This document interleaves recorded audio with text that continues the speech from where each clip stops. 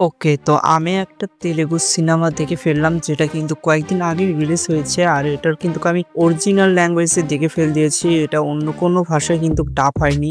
আর এটা কিন্তু তেলেগুতে বেশ অনেক পরিমাণ হাইপে উঠে আছে। তোমরা অবশ্য বুঝে গেছো আমি কোন সিনেমার কথা বলছি। আর তোমরা যদি এই সিনেমাটার নাম না জেনে থাকো তাহলে আমি তোমাদের বলে দিই, এই সিনেমাটার নাম হচ্ছে ক্রিশ কিন্দা পুরী, যেটার কিন্তু লিড রোলে আছে ফেলামকোন্ডা সাই শ্রীনিবাস আর অনুরূপা পরমেশ্বরী। তো এই দুইজনের কিন্তু ক্যারেক্টারের নাম ছিল সিনেমাতে, একটার নাম রাঘবা আর একটার নাম মাইথি। তো এই দুইজনই কিন্তু এই সিনেমার মেইন লিড রোল। তোমরা এদের নাম শুনে না থাকলেও তোমরা কিন্তু অন্যান্য সাউথ সিনেমায় এদের একবার না একবার হলেও দেখেছো, এদের কিন্তু পারফরমেন্স দেখেছো। কেন আসলে তেলেগুতে এই সিনেমা রিলিজ হওয়ার পরে সেখানকার দর্শকেরা এটাকে অনেক সুন্দর একটা হরার মুভি বলেছে, এটাই আমি তোমাদের সাথে এই সিনেমায় কথা বলবো। আসলে এই সিনেমায় কি ধরনের হরার আছে, কি ধরনের কমেডি আছে, আর এই সিনেমার স্টোরিটা আসলে কি রকম, সিনেমাটা ইউনিক নাকি ইউনিক না, এর সম্বন্ধে কিন্তু এই সিনেমায় কথা বলবো। তো এটা হিন্দি ডাবে রিলিজ হবে নাকি হবে না সেটার কোনো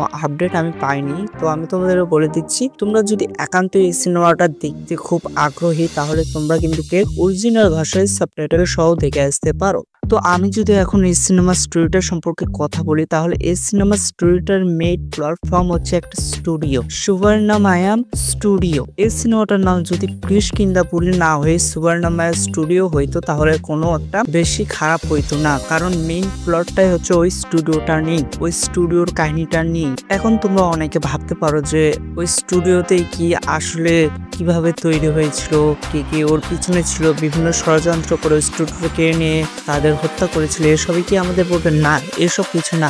স্টুডিও নিয়ে একটা অন্য কাহিনী আছে যেটা আসলে তোমরা সিনেমা দেখা শুরু করলেও বুঝতে পারবে না ভাই, একদম এন্ডে গিয়ে তোমাদের একদম বিস্তারিত ভাবে বলে দেবে।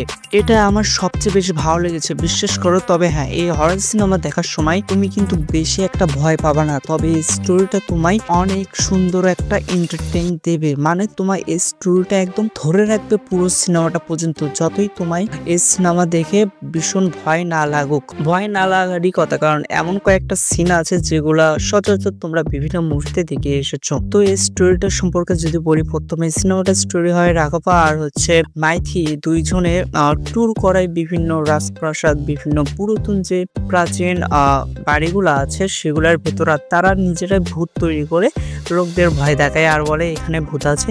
তো এরকম করতে করতে সে সুবর্ণা স্টুডিওতে একদিন পৌঁছে গিয়েছিল একজন লোক নিয়ে, কিন্তু সেখানকার কিছু জিনিস সে 11 জন লোক নিয়ে চলে এসেছিল। এরপর গিয়ে আস্তে আস্তে 2-3 জন মারা যায়। এখান থেকে রাঘবা এরপর বিভিন্ন রিসার্চ শুরু করে। এরপর গিয়ে সে এমন এমন জিনিস জানতে পারে সেগুলো আসলে তোমরা সিনেমাটা না দেখে একদম বুঝতে পারবা না ভাই। আসলে সে স্টুডিও যে আত্মাটা, তার একটা পাস্টের সে ডার্ক স্টোরি দেখায়। ওকে, আবার এই স্টোরিটা যার কাছে শুনতে যায় পরে গিয়ে জানে যে সেও অনেক আগে মারা গিয়েছে। এরপর গিয়ে আবার একটা পাস্টের স্টোরি চলে আসে। এরপর গিয়ে রাঘবার বাবা কিভাবে মারা যায় এই সবও আমাদের দেখায়। আর যে ওই স্টুডিওতে আছে তার বললাম না একটা ছোটবেলা পাস্ট স্টোরি দেখায়, সেটা কিন্তু অত্যন্ত পরিমাণ ডার্ক স্টোরি। আর এটা কিন্তু তার মাকে নিয়ে এই স্টোরিটা প্রেজেন্ট করা হয়েছে, প্লাস এই স্টুডিওর সাথে একটা ছোট্ট কানেকশন, সেই কানেকশনটাও তোমাদের দেখাবে। বিশ্বাস করো ভাই, এটা দেখলে তোমরা কিন্তু অত্যন্ত পরিমাণ